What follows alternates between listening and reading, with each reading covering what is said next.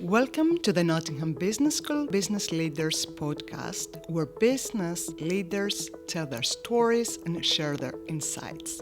All our guests have a personal connection with Nottingham Business School, so listen, learn, enjoy, and share.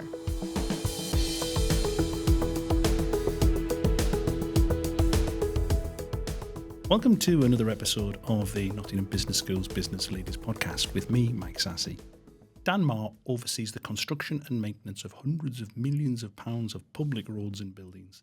He is currently managing director of not just one, but two separate companies, Arc Property Services Partnership and Via East Midlands. Together, they are responsible for, among other things, highways maintenance, property design, consultancy services, and managing hundreds of council-owned buildings across Nottinghamshire. During more than 4 decades in and around the construction industry, Dan has worked in both public and private sectors. His teams have built partnerships that have changed the way in which taxpayers' money is spent. Dan Maher, welcome to this episode of the NBS Business Leaders Podcast. Thank you. So, official title, MD, Arc Property Services, and Via East Midlands. Both companies are alternative service delivery models. So, to the layman, explain all that. In simple terms, it's not a new term, but most of the council services are delivered by alternative service delivery models or other partnerships. Simplest way to say it is that you've got in-source services, and there'll always be the statutory services of adult services and children's services, teaching, schools and so forth.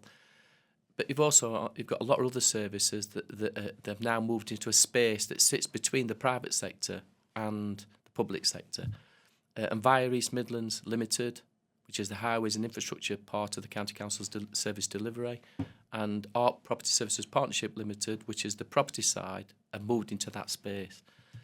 Arc Property Services Partnership Limited is what you call a joint venture partnership between itself and Scape Group, between the County Council and Scape Group, and Via East Midlands is what they call a wholly owned subsidiary model. I won't get too worried about that, but basically they just sit outside ownership of the county council to give it the freedoms you need to be able to deliver commercial models in that word. And perhaps a simple way of describing this is to say we're probably talking 800 staff across two companies and 120 million pounds of turnover. Exactly. Right. So these are big players. They seem big. But when you've been in it in a while, it don't seem as big as that. But when you give numbers like that out, it is a big company. And they are big companies. Yeah, it is. So, right back to the future. 40-odd years ago, this is a battle of the northern accents, isn't it? Yeah, Sheffield, I'm Sunderland. So 40-odd years ago, back in Sheffield, where you grew up, and you still have the season ticket, obviously. Sheffield United. Sheffield United, we've got to be careful about that, haven't I? Yeah. So you went to work for the local council. How did all that come about? I often tell this story about why do you end up in any job. I'm going back to the 80s when I left. I left in 1983.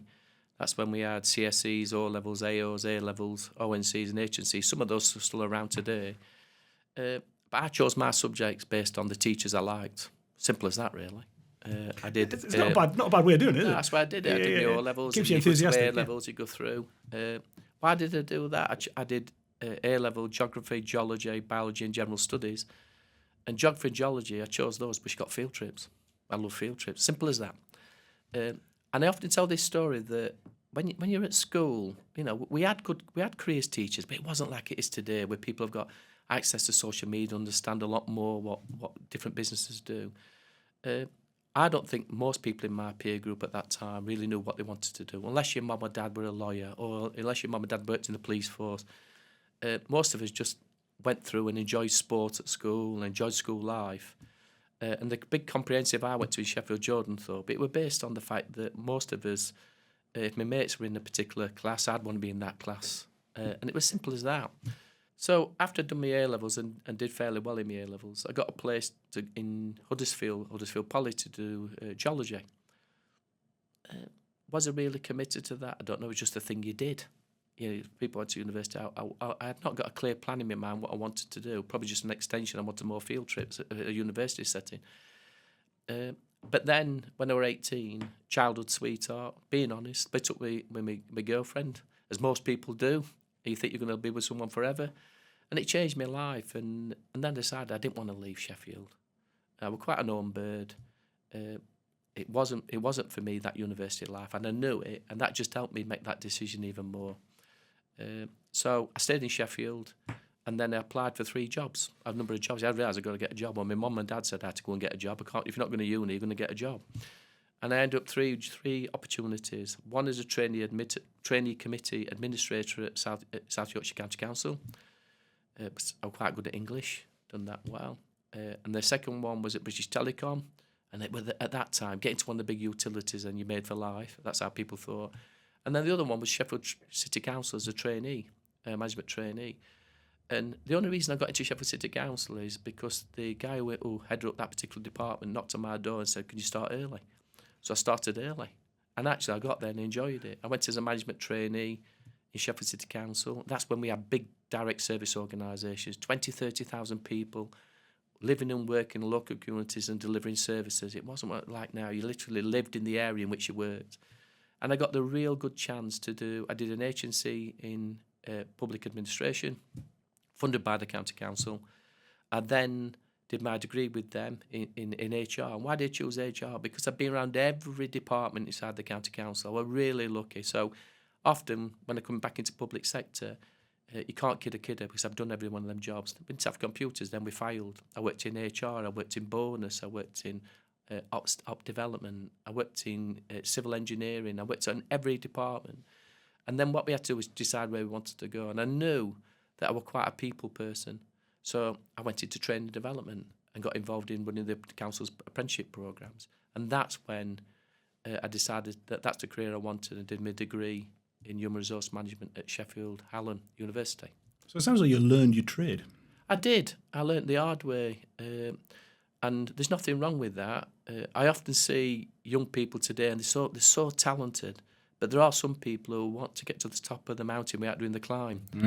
I did the climb, and there's nothing wrong in that. And that's if I said that to anybody. If you learn and you're patient and you learn, then it sticks within you. So you've got that experience and that learning, good and bad. Okay, so you went from management trainee to managing director. So were there certain principles that have guided you on that journey? I've always been an honest guy, and I believe in that. I often believe that, I always say this to young people coming to my organisations now, your reputation will either be made or lost within the first 2 or 3 weeks in employment.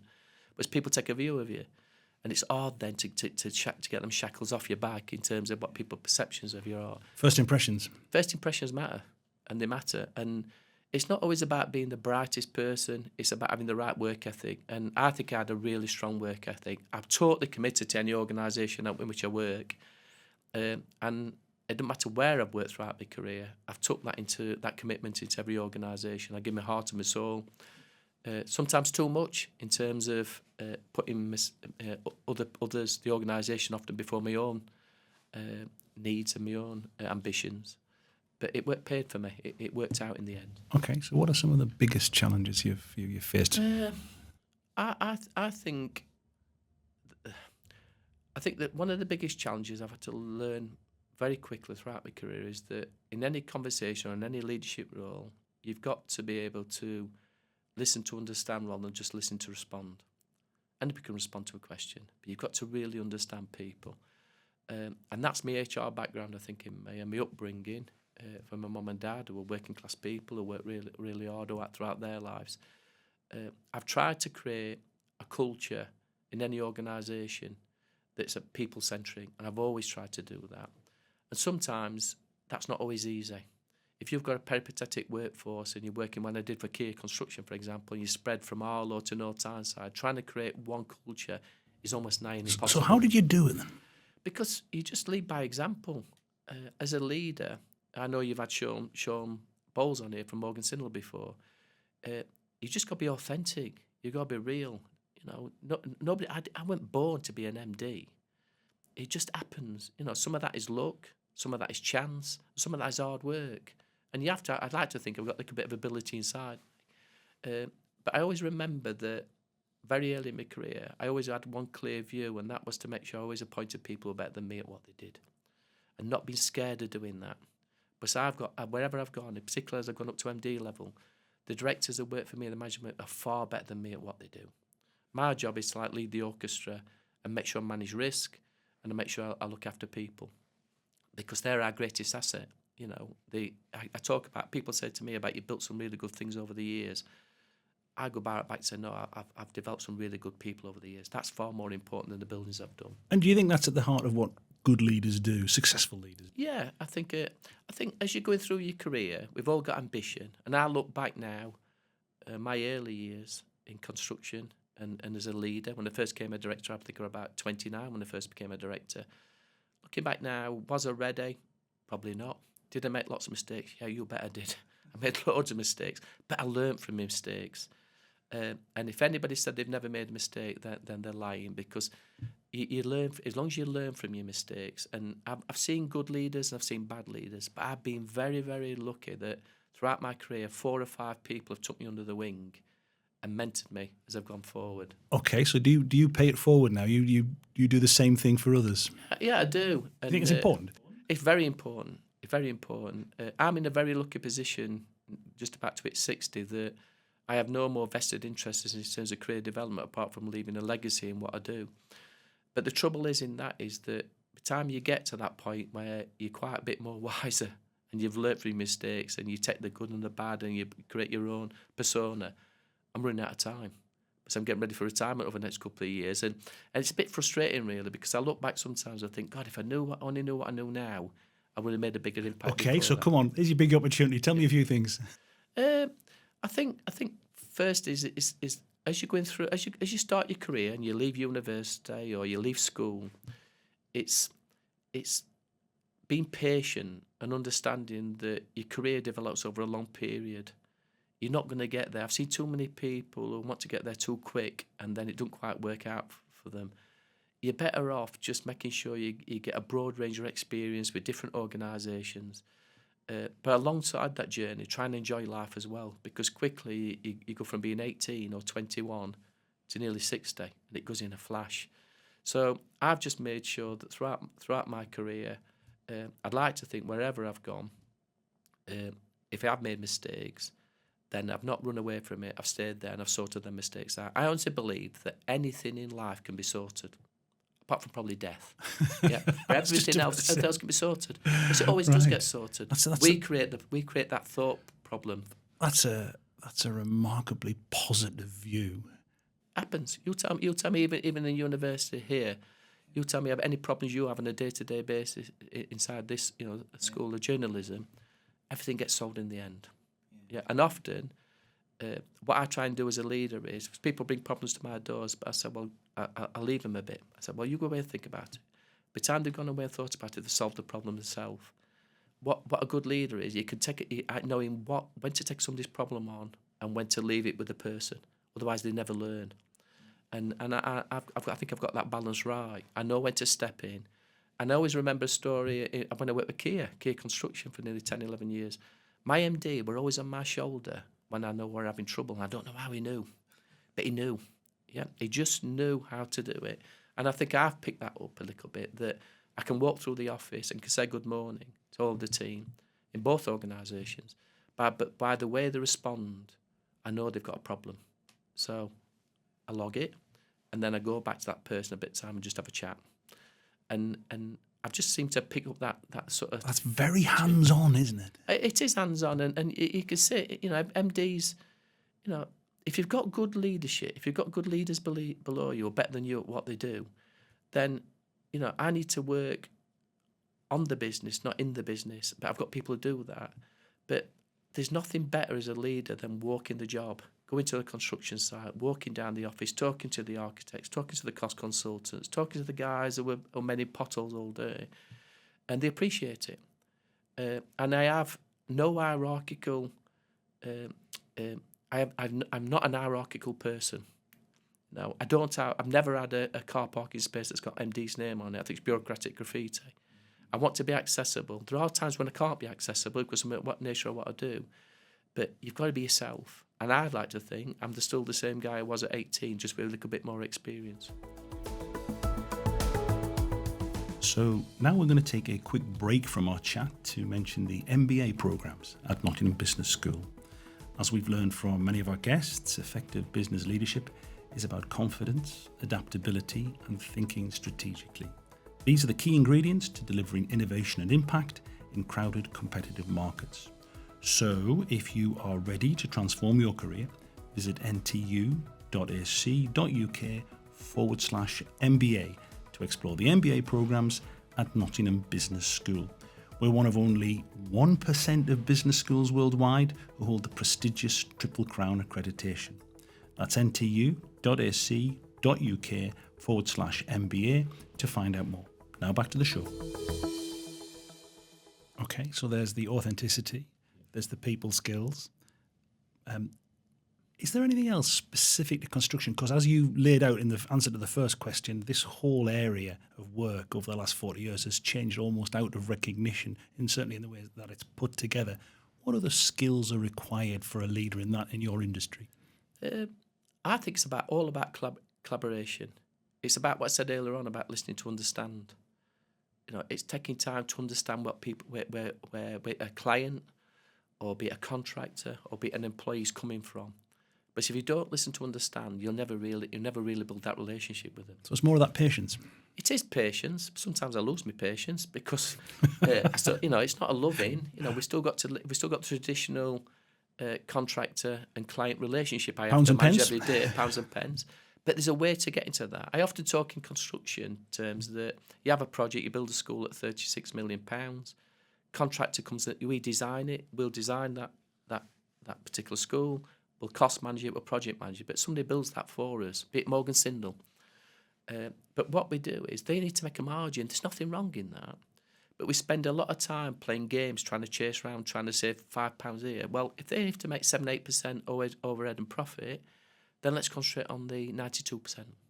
Just get the job delivered. And it's a very simplistic way of looking, but that's the way I work. So your career has straddled both public and private sector, and as you've talked about there quite enthusiastically, the collaboration between the two. Are there differences still between leadership and working in the two sectors? No, I think the principles of good leaders transcend any client contractor relationship or any organisation, whether it's the Chancellor at the Nottingham Trent University, or it's a managing director of a construction company, or and the role that I do across both fire and art partnership. That those traits of a good leader never change. They're still there. There are good and bad leaders in any organisation. I think the only difference sometimes between the public and the private sector is pace. And that's not because I don't think people in the public sector can't work at pace. Sometimes they're shackled. Whereas in the private sector, you're empowered to get on with things a lot more quicker and make decisions yourself. And that comes with a level of accountability that you have to stand up to.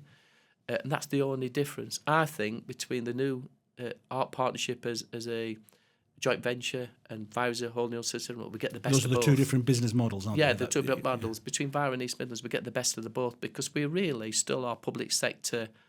We act as private sector companies operating within the public sector with a public sector ethos. So it's not just about making lots of money, it's about making a return that can be ploughed back into services that won't otherwise be delivered. Okay, so I've read some of the stuff that you might have said or have written online, and there's a lot in there about integrating social value into what you do. And this is something which comes up in a lot of the conversations I have with leaders. The idea of taking a broader view of the role than you might have had to do in the past. Is that something you're conscious of? I am, but I always have been. Back in the 80s, I worked in Sheffield City Council. The employment service was based in Sheffield City Council at Moorfoot, just next to Bramall Lane, and I will get that in again, near Sheffield United's football ground. Well done, shoehorned in. And I was very privileged that the first contract that ever had a social value clause in was given out in Sheffield. So, and how was that? Explain the concept. It basically, before, contracts were either delivered in-house, and we built schools, and you built buildings, and you did lots of different services, cleaning, catering, and highways and everything. But they were never really tying to social value. The real social value is that most of those services nationally were delivered what they call direct service organisations. But the council employed the vast majority of people directly to deliver those services on their behalf. And they lived and worked in the communities. And that was the social value? That was the social value at that time. And then when at that time we had compulsory competitive tendering, and we moved to different models, and it broke that a little bit because no longer did people work and live in that area. We thought we'd moved on a bit. Everybody got vans, everybody got new mobile phones. And I think that took something away from that original concept of why direct service organisations were set up to deliver local services by local people. And what Social Value Act has done, the social value over the many years, is actually is actually built a buffer between the old and the new. Social value were always there, but now we're having to formalise a little bit more because people are peripatetic, and you could have a contract where people are working from all over the county. Okay, so I recognise what you meant by the old social value, and what you're saying is now that people have recognised it was lost a little bit. They've got to bring it back. How will they bring it back? What is the new social value? For me, when I first took this job on, probably about 8 years ago now, as Art Partnership, MD Art Partnership, and more recently, last couple of years as MD of Irish Midlands, the fundamental thing to me is about employing local people, about employing local subcontractors, employing local material, because we get the social value benefit of that, and the economic impact of keeping that spend within Nottinghamshire and Derbyshire. And we're talking that footprint now because in the East Midlands and the East Midlands County Combined Authority is to bring inward investment across those two areas. And I think as a basic principle, and the new procurement regulations that come out nationally talk about local spend, I think we've got a real opportunity to make a difference through that way. Yeah, we still want apprenticeships. Yeah, I want a 3-year strategic partnership with Nottingham Trent University, bring people into my organisation rather than going off to London. I wanted to ply the trade here with us.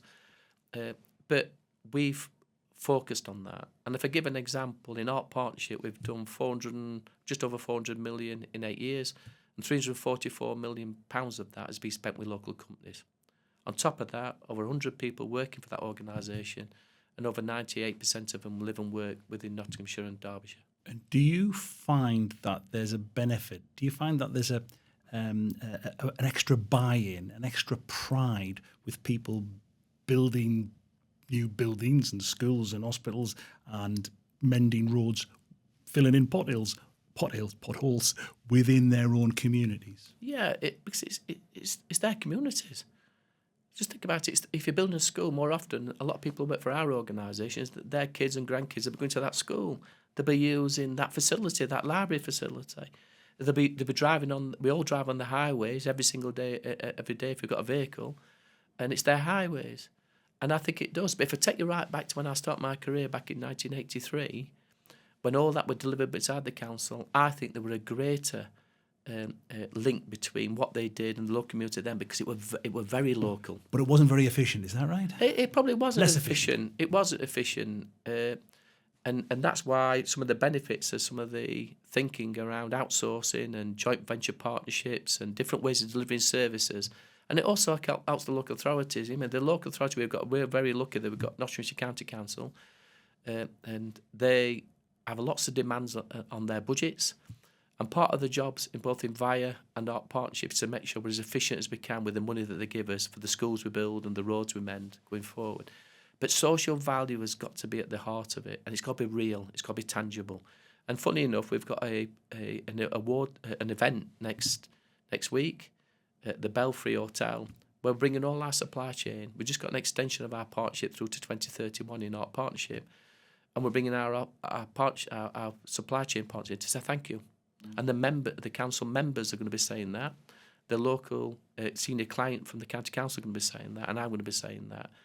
And I think that's important because they've played a massive role. And most of those local companies, be in the Mansfield or in the Nottingham city centre, or all across Nottinghamshire, they employ people who live and work in that area. So they've had a benefit. It's a knock-on for in terms of their own aspirations, how they want to grow their businesses. Good stuff. So, as you know, this is a pod for the Nottingham Trent University, and hopefully we're surrounded by leaders, would-be leaders of the future.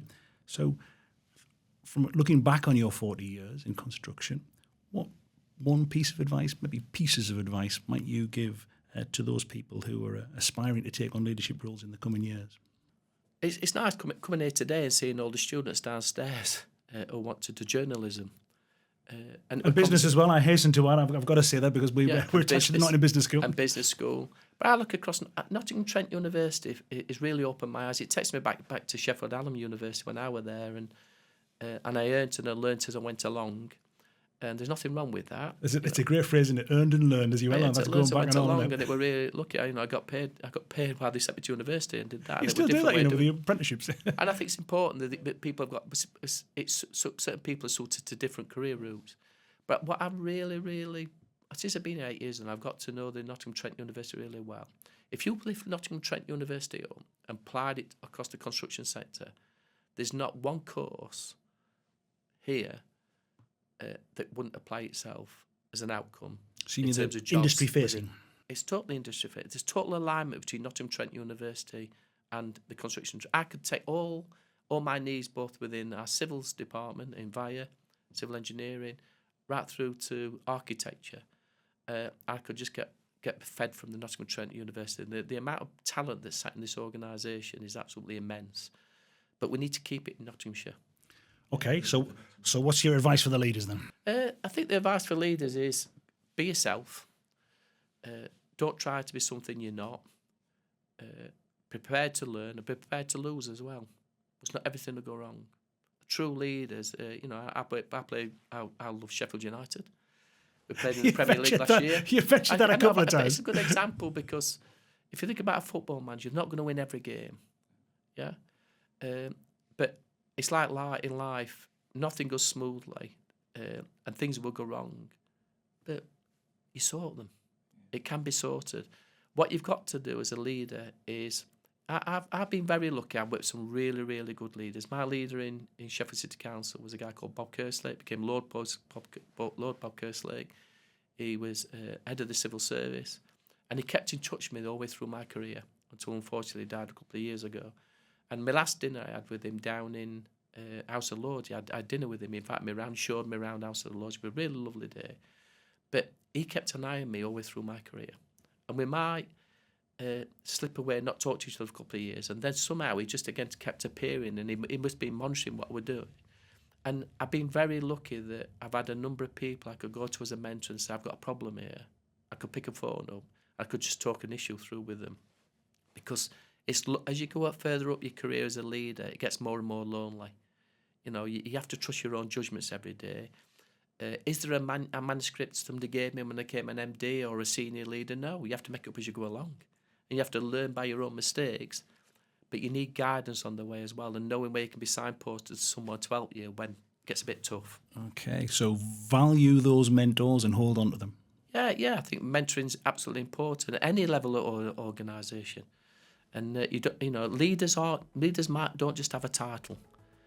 You know, I honestly believe that leaders are in every part of an organisation. They might have a title to say I'm a manager or whatever, but you get different leaders. And some people don't want to be a manager, but they're still leaders. Good stuff. Dan Maher, thanks very, very much for coming on to this episode of Nottingham Business School Business Leaders Podcast. I've really enjoyed that. Thank you. Thank you very much. If you enjoyed this episode of the Nottingham Business School Business Leaders Podcast, why not listen to previous episodes with the MD of construction company Morgan Sindall, Sean Bowles, the MD of Nottingham-based manufacturer Termate, Rob Swan, and the CMO of Boots UK, Pete Markey. This episode of the Nottingham Business School Business Leaders Podcast was produced and edited by Russell Bingley and presented by Mike Sassy.